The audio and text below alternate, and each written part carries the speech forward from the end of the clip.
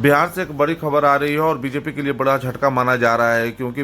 बक्सर के पूर्व सांसद मुनीलाल चौबे के सुपुत्र हेमंत चौबे ने अपने सैकड़ों कार्यकर्ताओं के साथ प्रशांत किशोर की मौजूदगी में पटना में उन्होंने जनसुराज का दामन थाम लिया। बीजेपी से वो त्यागपत्र देते हुए अपने सैकड़ों कार्यकर्ताओं के साथ उन्होंने जनसुराज का दामन थाम लिया। जिस तरह से जनसुराज के सूत्रधार प्रशांत किशोर लगातार सभाएं कर रहे हैं और वो अपनी बात से काफ़ी संख्या में लोग उनको सुनने के लिए पहुंच रहे हैं और सारे दल के नेता भी उनके बात से काफ़ी प्रभावित होकर उनका साथ दे रहे हैं, जिसमें से बक्सर के पूर्व सांसद मुनीलाल चौबे के पुत्र हेमंत चौबे भी शामिल हैं। वो अपने सैकड़ों कार्यकर्ताओं के साथ उन्होंने बीजेपी को साथ छोड़कर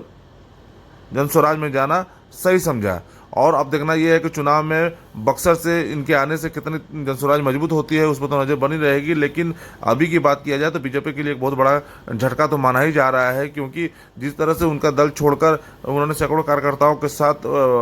जनसुराज को ज्वाइन किया है, उससे जनसुराज में नेताएं, हर दल के नेताओं की संख्या बढ़ती जा रही है। अब और बार बार जहां भी सभा कर रहे हैं प्रशांत किशोर, वो भीड़ भी सुनने के लिए काफ़ी संख्या में आ रही है। और इससे ये लगाया जा रहा है कि प्रशांत किशोर के बात से और उनके कथन से, क्योंकि वो बार बार ये कह रहे हैं कि अपने बच्चों के भविष्य के लिए इस बार आप लोग वोट दीजिए, क्योंकि अगर जनसुराज आती है तो आपके बच्चों के स्कूल और अपने बच्चों के लिए शिक्षा, अपने बच्चों के लिए जो रोजगार करने के लिए देश के दूसरे कोने में जा रहे हैं बिहार को छोड़ के, उनको अब जाना नहीं पड़ेगा और बिहार में ही व्यवस्था किया जाएगा। और जनता भी इस बार उनको सुनने के लिए जिस तरह से संख्या में पहुंच रही है, तो और दलों के लिए सर का दर्द बना हुआ है कि आने वाला समय में क्या होगा। उस पर तो सारे लोगों की नज़र बनी हुई है, लेकिन बिहार से बीजेपी के लिए अच्छी खबर तो नहीं आई है, क्योंकि इतने संख्या में अगर कार्यकर्ता किसी दल को छोड़ते हैं तो वो दल, जाहिर सी बात है, वो कमज़ोर होती है। और जनसुराज में जिस तरह से सारे दल के नेता इकट्ठा होते जा रहे हैं और पार्टी छोड़कर हैं, तो जनसुराज